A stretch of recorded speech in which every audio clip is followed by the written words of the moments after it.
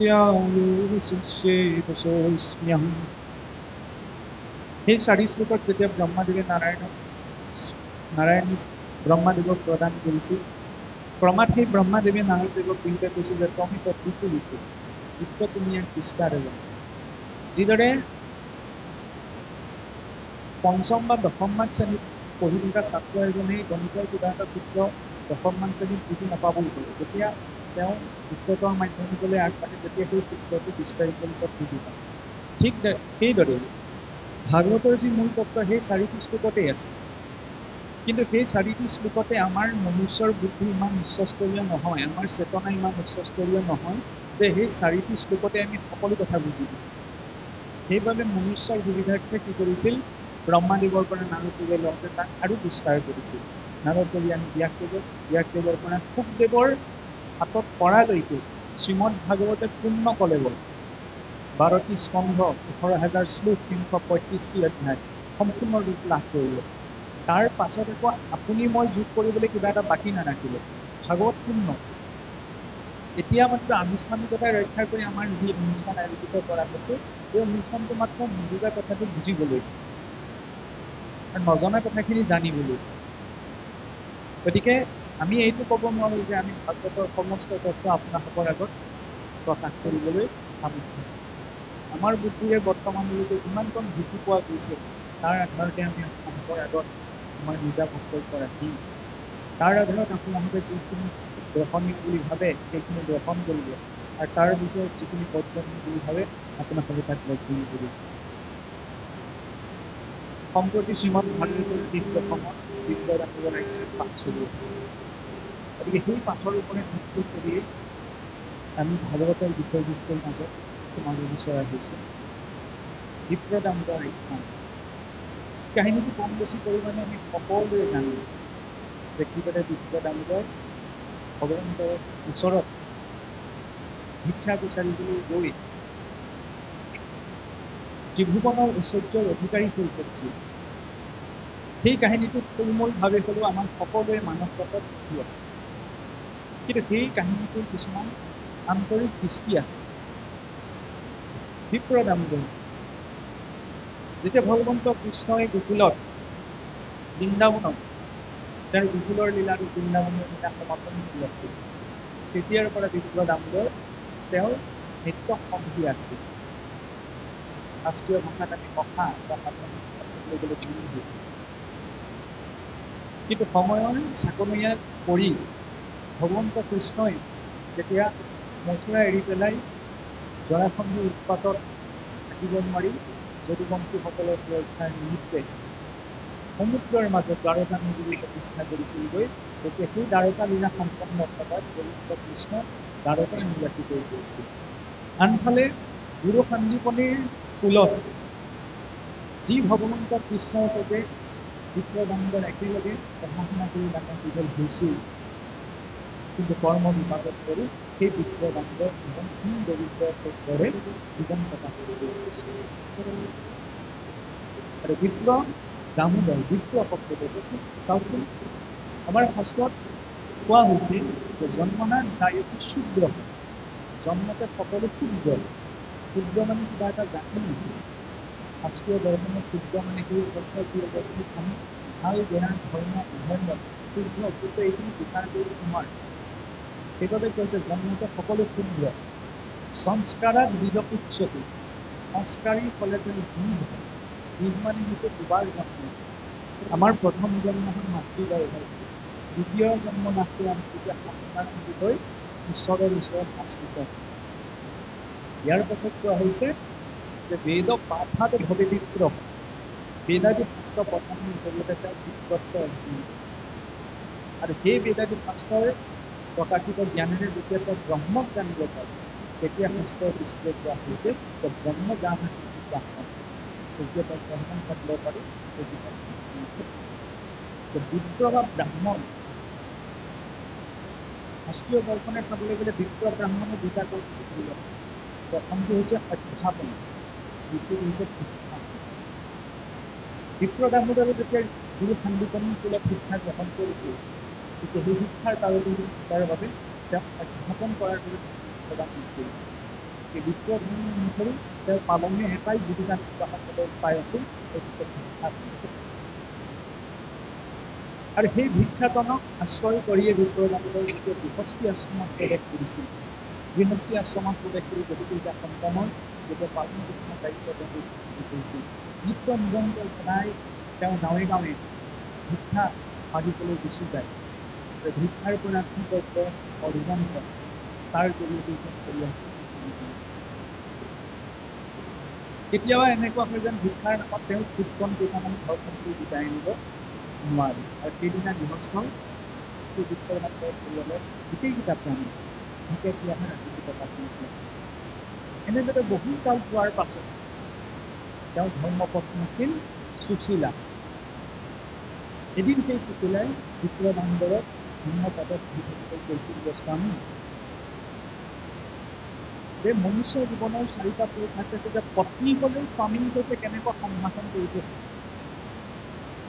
স্বামী, মনুষ্য জন্ম লাভ কৰিলে মনুষ্যই 4টি পৰীক্ষা সাধন কৰিব পাৰে, ধৰ্ম, এই 4টি পুৰুষাৰ্থ সাধন কৰিবলৈ হ'লে মনুষ্যক তপ লাগে, আৰু সেই তপ আচৰণ কৰিবলৈ মনুষ্যই ভগৱন্তৰ দৃষ্টিত বহুত পৰীক্ষা দিবলগীয়া।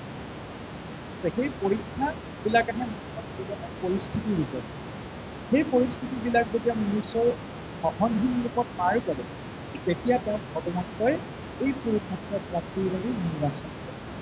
স্বামী, ধৰ্মৰ নামত পৰীক্ষাটো আপুনি উত্তীৰ্ণ হৈছে, কাৰণ আপুনি ব্ৰাহ্মণৰ প্ৰবৃত্তি গঠন ধৰ্ম হৈছে 2টা, তেওঁ কৰিব পাৰে 2টা কৰ্মমূলক, অধ্যাপন আৰু ভিক্ষাটন। অধ্যাপন কৰিবলৈ আপুনি সামৰ্থ্যৱান নহয়, সেইকাৰণে আমাৰ ইমান দুৰ্দশা অৱস্থা প্ৰাপ্ত হোৱাৰ পাছতো আপুনি ভিক্ষাটন ধৰ্ম পৰিত্যাগ কৰি অন্য কৰ্ম কৰিবলৈ প্ৰবৃত্ত হোৱা নাই। গতিকে আপুনি ধৰ্ম পৰীক্ষাতটো ঈশ্বৰৰ সন্মুখত সম্পূৰ্ণৰূপত সফল হৈছে, সেয়া শুদ্ধ কথা। আৰু পত্নী ধৰ্মৰ ওপৰতো মই আপোনাৰ সেৱা শুশ্ৰূষাৰ নিমিত্তে যিখিনি পালন কৰিব লাগে, তাৰ আধাৰটো মই এইটো আপোনাৰ আগত ক'ব নোৱাৰো যে, বা আপুনি মোক এই কথা ক'ব নোৱাৰে যে প্ৰতি ধৰ্ম পালনৰ ক্ষেত্ৰত মই কিবা খিনিত অকণমান পাছ কৰি গৈছো। আৰু এতিয়া আপুনি ভাবি চাওক যে আপুনি যিজন বন্ধুৰ সৈতে সৰুৰে কালৰ পৰা খেলা ধূলা কৰি ডাঙৰ দীঘল হৈছিল, আজি আপোনাৰ সেই মিত্ৰ দ্বাৰকাৰ অধিপতি মথুৰাৰ ৰজা কংসক বধ কৰি তেওঁ সমগ্ৰ দ্বাৰকাত সমুদ্ৰত এখন নগৰ স্থাপন কৰি সেই দ্বাৰকাত নিজৰ যদুবংশৰ সুৰক্ষাৰ ব্যৱস্থা লৈ উঠি আছে। গতিকে এতিয়া স্বামী সময় আহিছে মিত্ৰৰ পৰীক্ষা, যে মিত্ৰৰ পৰীক্ষা কোনখিনিত হয়? বিপদৰ। গতিকে আজি স্বামী মোৰ নিমিত্তে নহয়, আপোনাৰ নিমিত্তে নহয়, কিন্তু ঘৰখনৰ এই সন্তান কেইটাৰ নিমিত্তে আপুনি মিত্ৰক পৰীক্ষা কৰিবলৈ এবাৰ বন্ধ কৰে। তেতিয়া বিপ্ৰ দামোদৰে কৈছে যে, হয়, কৃষ্ণৰ সৈতে মই সৰুৰে পৰা খেলি ধূলি ডাঙৰ দীঘল হৈ গুৰুজনীক একেলগে আশ্ৰয় লাভ কৰি শিক্ষা প্ৰাপ্ত কৰিছিল, কিন্তু নিজৰ কৰ্মৰ জৰিয়তে কৃষ্ণই আজি দ্বাৰকাৰ অধিপতি, আৰু মই নিজ কৰ্মফলত এই দিন দৰিদ্ৰৰ জীৱন যাপন কৰা হৈছে। তুমি মোক যদিও মিত্ৰৰ ওচৰলৈ যাবলৈ কৈছা, কিন্তু মিত্ৰৰ ওচৰলৈ মই ভিক্ষা খুজি যাব নোৱাৰো, কাৰণ মিত্ৰৰ ওচৰলৈ ভিক্ষা কৰি গ'লে মিত্ৰত্ব ৰক্ষা নকৰে। আৰু দ্বিতীয়তে যদিহে মই মিত্ৰৰ ওচৰলৈ যাব লাগে, তেতিয়াহ'লে ৰিক্ত হস্তও ন গচ্ছতি, ৰিক্ত হস্তৰে কেতিয়াও বন্ধু বা মিত্ৰৰ ওচৰলৈ যোৱা নহয়। এইটো শাস্ত্ৰীয় দৰ্শন। যেনেকৈ আমি কাৰোবাৰ গৃহলৈ গ'লে কিবা এটা হাতত উপহাৰ বা কিবা এটা দ্ৰব্য বস্তু লৈ যাওঁ, খালী হাতে নাযাওঁ, সেইটো শাস্ত্ৰীয় দৰ্শন, যে ৰিক্ত হস্তও ন গচ্ছতি, যে মই ৰিক্ত হস্তৰে মোৰ মিত্ৰৰ ওচৰলৈ যাব নোৱাৰো, মোক কিবা এটা লাগিব যি লৈ মই মিত্ৰৰ ওচৰলৈ যাওঁ, অৰ্থাৎ মই ভিক্ষা বিচাৰিবলৈ নাযাওঁ, মিত্ৰৰ ভাৱত নাযাওঁ। তেতিয়া সুশীলাই ক'লে, ঠিক আছে স্বামী, আপুনি মিত্ৰৰ ভাৱতেই কৃষ্ণৰ ওচৰলৈ গমন কৰিম, তেতিয়াহ'লে দিয়া মই হাতত কি লৈ যাম? ঘৰখনত ইফালে সিফালে বাচন বৰ্তন না খুচৰি চালে ঘৰখনত কীৰ্তন এটাও মই দিব। কাষৰে ঘৰৰ গৃহস্থী ঘৰলৈ মাতি পেলাই সুশীলাই ক'লে যে, মোৰ স্বামী দ্বাৰকালৈ যাবলৈ ওলাইছে, দ্বাৰকালৈ যাবলৈ তেওঁ কি কথা বোলো কিবা এটা অদ্ভুত কৰি থাকিছে, একো তথ্য নাই। তেতিয়া সেই কাষৰ ঘৰৰ গৃহিণীগৰাকী যে মোৰ যিহেতু আজি দিবলৈ উদ্যম কিন্তু এই চাউল চিৰাৰ যিটো পাত্ৰ তাৰ পাত্ৰটোত পৰি থকা অলপ আমি যিটো অসমীয়া ভাষাত খুদকম বুলি কওঁ, যিটো মানে আমি ভোজনৰ বাবে ব্যৱহাৰ নকৰোঁ, যিখিনি অৱশিষ্ট আমি ধৰি লওক গৰু ছাগলী ইত্যাদি খাবলৈ পাছত পেলাই দিওঁ, সেই চিৰা চাউলৰ অৱশিষ্ট কিছু অংশ সেই পাত্ৰটোত বাচি আছিল। গতিকে তুমি যদি বিচাৰা তোমাৰ যদি কিবা কামত মানে সেইবিলাকে দিব পাৰা, সেইবুলি চুচি বাচি সুশীলাক দি দিলে। আৰু সুশীলাই মুঠি মুঠিকৈ মুঠি চালে যে মুঠতে মুঠিটোত 4 মুঠি পৰিছে, হাতত খুব কম। সেই 4 মুঠি যেতিয়া কথাকানি এখনতে সুশীলাই বান্ধিছে, তেতিয়া তেওঁ ভাবিছে যে প্ৰভু, যে তোমালৈ দিবলৈ অন্নৰ পৰিমাণ ইমান যে মোৰ 4 মুঠিও সম্পূৰ্ণ হয়, আৰু দিছোঁ যে আনৰ গৃহৰ যিটো দ্ৰব্য বস্তু গৃহস্থই খাবলৈ ব্যৱহাৰ নহয়, যে পশু পক্ষীৰ নিমিত্তে অৰ্পণ, তাৰ পৰা বাছি বাছি মই কেইটামান অন্ন তোমালৈ এই কাপোৰখিনিতে বান্ধি পঠাইছোঁ। আৰু বান্ধিবলৈ যাওঁতে এনেকুৱা হৈছে যে মোৰ হাতৰ 4 মুঠিও সম্পূৰ্ণ হোৱা বুলি, কিন্তু ইয়াত মোৰ অন্তঃকৰণৰ ভাৱ সম্পূৰ্ণ ৰূপত মই বিজড়িত কৰি তোমালৈ পঠাইছোঁ, তুমি যাতে ইয়াক গ্ৰহণ কৰা। এইখিনিতে এটা প্ৰসংগ আহে। আমি ভগৱন্তক ভক্তি কৰিলে ভগৱন্তক সৃষ্টিৰ অৰ্থে সেই টকা পইচা খৰচ কৰি বহুত কিবা কিবি কৰিব লাগিব, এইবিলাক বাহ্যিক দিশ। ভগৱন্তক পাবলৈ হ'লে মূল প্ৰয়োজন হয় ভাৱৰ। ভগৱন্তৰ সন্মুখত যে নৈবেদ্য প্ৰদূষণ অৰ্পণ কৰা হয়, তাত দিয়া বুট মগু কল কুঁহিয়াৰ ভগৱন্তক খাবলৈ নাহে। ভগৱন্তই কি গ্ৰহণ কৰে? সেই নৈবেদ্যৰ প্ৰদূষণৰ জৰিয়তে অৰ্পণ কৰা ভাৱটো। দেউৰীজনে যেতিয়া সম্পূৰ্ণ সতৰ্কতাৰে ঈশ্বৰৰ চৰণত সেই নৈবেদ্যৰ প্ৰদূষণ অৰ্পণ কৰে, তাৰ জৰিয়তে দেউৰীজনৰ যি ভাৱ, সেই ভাৱক ভগৱন্তই গ্ৰহণ কৰে। সেইবাবে কোৱা হৈছে যে ভাৱত ৰাহি পদাৰ্থ। ভগৱন্তই কি গ্ৰহণ কৰে? ভাৱ গ্ৰহণ। আৰু সেই ভাৱত চাওকচোন, সুশীলাই সেই খুদকণ কেইটাহে বান্ধে। চাবলৈ গ'লে সেই খুদকণ কেইটা ঘৰৰ মানুহৰ বাবে বৰ্জন হয়, আমি পেলাই দিওঁ।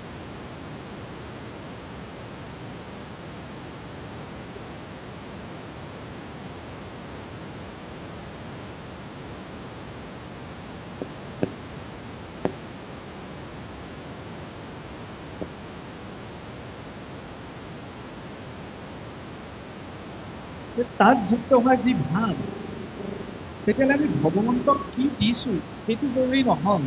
বিদুৰৰ গৃহলৈ যেতিয়া ভগৱন্ত গৈছিল, আমাৰ মানুহৰ মানসিকতাটো কি হয়, আমি যেতিয়া ক'ৰবাত থাকিবলৈ যাওঁ ন, থাকিবলৈ গ'লে ধৰি লওক আমাৰ সকলো সুবিধা আমি চাওঁ, খাবলৈ গ'লে বা শুবলৈ বিচনাখন পাম নাই, গা ধোৱা ঘৰটো চাফ চিকুণ হয় নেকি, এইখিনি আমাৰ চিন্তা মানৱ পটত থাকে যে ক'ৰবাত থাকিবলৈ গ'লে আমাৰ প্ৰয়োজনীয় বস্তুখিনি সা সুবিধা থাকে। এতিয়া আধ্যাত্মিক দৰ্শনত সেইখিনিতে এটা চিন্তা আছে। ভগৱন্ত কৃষ্ণ যেতিয়া পঞ্চ পাণ্ডৱৰ হৈ সন্ধি কৰিবলৈ দুৰ্যোধনৰ ওচৰলৈ গৈছিল, দুৰ্যোধনৰ কুৰুবংশটো ৰাজকাৰে নাছিল। ভগৱন্তৰ নিজৰ সা সুবিধা, তেওঁ এখন দেশৰ ৰাজা হয়, গতিকে ৰজা হৈ গৈ তাত ৰজাৰ দৰে সা সুবিধাবিলাকৰ মাজত থাকিব পাৰিলে, কিন্তু তেওঁ দুৰ্যোধনৰ সেই ৰাজকাৰেঙত থকা নাই, বা হস্তিনাপুৰৰ ৰাজকাৰেঙত থকা নাই। তেওঁ ক'লৈ গৈছে? বিদুৰৰ ভগা প্ৰজালৈ। বিদুৰৰ ভগা প্ৰজাটোত প্ৰয়োজনীয় একো সাধন নাই, কিন্তু ঈশ্বৰৰ প্ৰতি ভাৱ আছে, ঈশ্বৰৰ প্ৰতি ভক্তি আছে। গতিকে মনুষ্যও আমি সেই স্থানলৈহে যাব লাগে যি স্থানত ভাৱ আৰু ভক্তি আছে, যি স্থানত ঢেৰ সম্পদ পোৱাৰ সম্ভাৱনা আছে কিন্তু আপোনাৰ প্ৰতি কোনো ভাৱ ভক্তি নাই, সেই স্থান মনুষ্যক পৰিত্যাগ কৰিব লাগে। ভগৱন্তই সেইটোৱে আমাক দেখুৱাইছে। ভগৱন্তৰ দুৰ্যোধনৰ তাত থকাগৈ নাই, গোটেই ধন গুণে চাৰিওফালে নদন বদন হৈছে, গৈছে ক'লে? বিদুৰৰ ভগা প্ৰজালৈ। যেতিয়া বিদুৰৰ ভগা প্ৰজাটো ভগৱন্তই উপস্থিত হৈছেগৈ, বিদুৰৰ পত্নী আত্মবিদু হৈ কি দিওঁ কি নথওঁ, ঘৰতে বোলে থকা কেইটামান কল আছিল, সেই কলকেইটাকে ভগৱন্তৰ ওচৰত নিবেদন কৰোঁতে ইমান আত্মবিদুৰ হৈ পৰিল, কলৰ বাকলিটো গুচাই ফলটো পেলাই দিলে, বাকলিটো ভগৱন্তৰ ওচৰত তুলি দিলে। কিন্তু ভগৱন্তই যে ভক্তৰ ভাৱটো গ্ৰহণ কৰে, সেইটোকে দেখুৱাবলৈ ভগৱন্তই বাকলিটো পেলাই দিয়া নাই, বাকলিটোতো ভক্ষণ কৰিছে। এইখিনি কথা যুক্তি তৰ্কৰে আমি বুজি পাব নোৱাৰোঁ, ভক্তি মাৰ্গটো যুক্তিৰে বিশ্লেষণ কৰিব নোৱাৰোঁ। ইয়াত জড়িত হ'ব লাগিব ভাৱ। সেইবাৰ কাৰণে চাওকচোন, ভাগৱতৰ আৰম্ভ হৈছে ভবৰ্ণৰ কথা। ভকাৰম ভাবুকম জ্ঞেয়ম, যেতিয়ালৈকে অন্তৰলৈ ভাবুকতা নাহে তেতিয়ালৈকে গকাৰম জ্ঞানম উদ্ভৱম, সেই জ্ঞান উদ্ভৱ নহয়। সেই জ্ঞান কি? ৱকাৰম বৈষ্ণৱী জ্ঞানম। সেই বৈষ্ণৱী জ্ঞান লাভ কৰিলে কি হ'ব? জীৱ তৰি যাব পাৰিব তকাৰণ তত্ত্ব ভাৱতি। আৰু সেই ভাৱনাই যেতিয়া সেই চাউল চুঙাকেইটা বান্ধি বিপ্ৰ দামোদৰ হাতত তুলি দিছে, সেই বিপ্ৰ দামোদৰ সেই ফুটকণৰ টোপোলাটো লৈ দ্বাৰকালৈ বোলে গমন কৰিছে। এতিয়া দ্বাৰকালৈ যাওঁতে যাওঁতে এনেকুৱা হৈছিল, এই বিপ্ৰ দামোদৰ ইতিমধ্যে দ্বাৰকালৈ যোৱা ৰাস্তা পাৰ হৈ গৈ বহু যোজন বোলে আগবাঢ়ি গুচি গৈছিল। এনেকুৱা প্ৰসংগও আহে। এতিয়া যেতিয়া বহু মাইলবোৰ পাৰ হৈ যোৱাৰ পাছত ভাগৰ লাগিল, ভাগৰ লাগি অকণমান বৃক্ষ এজোপাৰ তলতে বহি পেলাই বাটৰুৱা এজনক সুধিলে যে দ্বাৰকালৈ কোনফালে যাম। তেতিয়া বাটৰুৱাজনে ক'লে যে সেই বিপ্ৰ, আপুনি দ্বাৰকালৈ যোৱা পথটো বহুত দূৰতে পাৰ কৰি আহিছে, আপুনি বহুত দূৰ পাৰ হৈ গুচি আহিলে। তেতিয়া বিপ্ৰদামে ভাবিছে যে ইমান এই প্ৰখৰ ৰ'দত মই খোজকাঢ়ি আহি দ্বাৰকালৈ যাম বুলি, কিন্তু বহুত বাটটো মই বহুত দূৰতে পাৰ কৰি আহিছোঁ। সেই বুলি গাৰ্ড কৰি অকণমান অৱসৰ সেইখিনি স্থানতে বিপ্ৰদামৰ অলপ নিদ্ৰা গৈছে। নিদ্ৰা যোৱাৰ কিছু সময়ৰ পাছতে যেতিয়া তেওঁ চকু মেলিছে, চকু মেলাৰ লগে লগে যি স্থানত তেওঁ টোপনি গৈছিল, সেই স্থানত তেওঁ শৰীৰটো নাপাই দেখিছে যে চাৰিওফালে একদম গোপ্য গোপন, একদম সন্মুখৰ অলংকাৰ পৰিধান কৰা বহু লোক ইফালে সিফালে অহা যোৱা কৰি আছে। সন্মুখত ডাঙৰ সন্মুখৰে বৰ্ণিত ৰাজপ্ৰাসাদবিলাক দেখিছে। তেতিয়া তেওঁ চকুকেইটা মোহাৰি চাইছে যে মই গছৰ তলতহে শুইছিলোঁ, কিন্তু ক'ত উপস্থিত হ'লগৈ। তেতিয়া কাষৰে এজন বাতৰি সুধি সুধিছে যে এই স্থানখনত কি বুলি কয়। তেতিয়া কয় আপুনি এতিয়া বৰ্তমান বোলে দ্বাৰকাত উপস্থিত হৈছে, বা এই স্থানখনত দ্বাৰকা বুলি কয়। ইয়াৰ এটা অন্তৰ্দৰ্শন আছে। ভক্তজনে যেতিয়া ভক্তি মাৰ্গত সঁচাকৈ অন্তৰেৰে পৰা ভগৱন্ত সম্পৰ্কীয় কিবা এটা বিচাৰে, তেতিয়াহ'লে তেওঁ নিজৰ চেষ্টা কৰাতকৈ তাত ভগৱত ইচ্ছাটো যুক্ত হয়। অৰ্থাৎ আমি নিজৰ চেষ্টাত ঈশ্বৰৰ কাষ চাপিব নোৱাৰোঁ। নিজৰ আমাৰ মনত প্ৰেৰণাটোহে লাগিব। এইকাৰণেই চেষ্টাত নোৱাৰোঁ বুলি কোৱা হৈছে। কেঁচুৱাটোৱে খোজকাঢ়িব নোৱাৰে, দেউতাক থিয় হৈ আছে। যেতিয়া মাটিত বাগৰি বাগৰি দেউতাকৰ ওচৰলৈ যায়, তেতিয়া নিজে বগাই পেলাই দেউতাকৰ পিছত উঠিব নোৱাৰে। তেতিয়া বাৰে বাৰে সি উঠিবলৈ চেষ্টা কৰিব। দেউতাকৰ বা মাকৰ এইটো ভাৱ বুজিব লাগিব যে সন্তানটো পিছত উঠিবলৈ বিচাৰিছে, মই ইয়াক দাঙি লওঁ, তেতিয়াহে সেই সন্তানটো পিছত উঠিব পাৰিব। গতিকে ঠিক তেনেদৰেই আমি জীৱই নিজ বুদ্ধিৰে ভগৱন্তৰ ওচৰলৈ যাব নোৱাৰোঁ। ভগৱন্তৰ এইটো ভাৱ উপজিব লাগিব যে ভক্তজনৰ বাবে মই উপলব্ধ হওঁ। তেতিয়া সেই ভগৱন্তই যিদৰে সেই সন্তানটোক পিতৃ মাতৃয়ে কোলাত তুলি লয়, ঠিক তেনেদৰে ভগৱন্তই আপোনাক মোক আশ্ৰয় প্ৰদান কৰিব। আমি মাত্ৰ প্ৰেৰণাটো লৈ তেওঁৰ ওচৰলৈ যাবহে পাম। তেওঁক কোৱাৰ দায়িত্বটো তেওঁৰ ইচ্ছা অনুযায়ী হ'ব লাগিব। বিপ্ৰ দামোদৰে আজি অন্তৰৰ বহুত ভাৱ লৈ ভগৱন্তৰ ওচৰলৈ গৈছে। তেওঁ বাট পাৰ হৈ গুচি গ'ল, কিন্তু অন্তৰত যে ঈশ্বৰ সন্মুখলৈ যোৱা ভাৱটো আছিল, সেইবাবে তেওঁ পৰোক্ষ ৰূপত সেই দ্বাৰকাত উপস্থিত হৈছিল। আৰু আমি সকলোৱে জানো যে বিপ্ৰ দামোদৰ যেতিয়া গৈ গৈ ভগৱন্তৰ দ্বাৰত উপস্থিত হৈছেগৈ, সেইফালে দূৰলৈ খবৰ দিছে যে এনেকৈ গোকুলৰ পৰা এজন দুখীয়া ব্ৰাহ্মণ আহিছে, আপোনাৰ মিত্ৰ বুলি কৈছে বিপ্ৰ দামোদৰ। ভগৱন্ত কৃষ্ণ বোলে ৰুক্মিণীৰ সহিত ৰংগমহলত বিহাৰ অৱস্থাত আছিল। যেতিয়া বিপ্ৰ দামোদৰ অহাৰ কথা খবৰ শুনিলে, ৰুক্মিণী অষ্টভাৰ্যা সত্যভামা সহিত সকলোকে উপেক্ষা কৰি দৌৰি, ভৰিত বোলে খৰম পিন্ধিবলৈও পাহৰি থাকিলে, দৌৰ মাৰি আহি বিপ্ৰ দামোদৰৰ ওচৰত উপস্থিত হৈছিল। এনেকুৱা বিৰল দৃশ্য আৰু কোনো শাস্ত্ৰত বা কোনো দৰ্শনত নাই। চাওকচোন, জগতৰ ঈশ্বৰ, দ্বাৰকাৰ অধিপতি নিজৰ মিত্ৰক লগ পালে। বন্ধুত্ব বুলি ক'লে এইখিনিত বুজায়। চাওকচোন কিমান বছৰ পাৰ হৈ গ'ল। আমাৰ আজিকালি এতিয়া কিছুমান কথা ক'বলৈ বেয়া, বন্ধুত্ব বুলিলে কেনেকুৱা বোলে আজি বাইকখন লৈ ওলাই গ'ল বোলে আজি আমুকত পাৰ্টি কৰোঁগৈ, পাছবেলা খবৰ আহিলে বোলে আমুকত বোলে এক্সিডেণ্ট হ'ল। বন্ধুত্ব বুলি ক'লে আজিকালি এনেকুৱা কিছুমান ৰূপো দেখা পোৱা যায়। আৰু কেনেবাকৈ যদি আপুনি ধৰি লওক বোলে জন্মদিনৰ দিনা ভালকৈ পাৰ্টি এটা নিদিয়ে, আমুকতে হুলস্থুল কৰি বোলে 31st পালন নকৰে, তেতিয়াহ'লে বোলে কিহৰ বন্ধু। কিন্তু বন্ধুত্বৰ পৰাকাষ্ঠা চাওক যে বৈষ্ণৱানাম বান্ধৱাচ বিষ্ণু ভক্তাচ। বন্ধু বুলি ক'লে কি বুলি কোৱা হৈছে, বৈষ্ণৱক কোৱা হৈছে। সেইবাবে চাওকচোন গুৰুৱেও শৰণ দিওঁতে আমাক কি পাতি দিয়ে, হৰি ভকত পাতি দিয়ে। হৰি ভকত মানে আমি ভাবোঁ আৰু এই ধৰি লওক শৰণ দিবতে গুৰুৱে পাতি দিলে, তাৰপিছত এই ছাতি ধৰি পেলাই পাতি দিয়া সতীজনে আৰু পিছত হৰি ভকত হ'বগৈ লাগিব। আমাৰ চিন্তা হৈছে সেইটো, কিন্তু আধ্যাত্মিক দৰ্শনৰ গভীৰতাটো চাওক। বন্ধুত্ব বুলি ক'লে এনেকুৱা, চাওকচোন ল'ৰা ছোৱালীয়ে মাক দেউতাকক নোকোৱা কথাকেইটাও নিজৰ বন্ধুবৰ্গৰ আগত কয়। গতিকে সেই বন্ধুত্বৰ মাজত বৈষ্ণৱত্বটো প্ৰকাশ পাব লাগে। বৈষ্ণৱ বুলি ক'লে আমাৰ দৰে ফুট লগুণ লৈ বহি থকা এইজনৰ কথাই কোৱা হোৱা নাই। বৈষ্ণৱৰ প্ৰথম লক্ষণ হৈছে সহনম সৰ্বদুঃখানাম অপ্ৰীতিকৰ পূৰ্বকম চিন্তা বিলাপৰ ৰহিতম চাহিতিক্সা নিগদ্যতি। বৈষ্ণৱৰ প্ৰথম লক্ষণ হৈছে সহনশীল। সেই সহনশীলতা যিজনৰ ভিতৰত আছে, সেইকাৰণে চাৰিও বেদত আমাৰ বৈদিক মাৰ্গত 5টা উপাসনা মাৰ্গ আছে, শাক্ত, শৈৱ, সৌৰ, গাণপত্য আৰু বৈষ্ণৱ। কিন্তু চাৰিও বেদতে এটা কথাহে বাৰে বাৰে ঘোষণা হৈছে যে বৈষ্ণৱমসি বৈষ্ণৱমসি বৈষ্ণৱমসি, যে বৈষ্ণৱ হোৱা বৈষ্ণৱ হোৱা। বৈষ্ণৱ মানে কেৱল বিষ্ণুৰ উপাসকজনকে বৈষ্ণৱ বুলি কোৱা হোৱা নাই। যাৰ ভিতৰত সহনশীলতা আছে, যাৰ ভিতৰত ধৈৰ্য আছে, যাৰ ভিতৰত শুদ্ধতা আছে, সেইজনক কোৱা হৈছে বৈষ্ণৱ।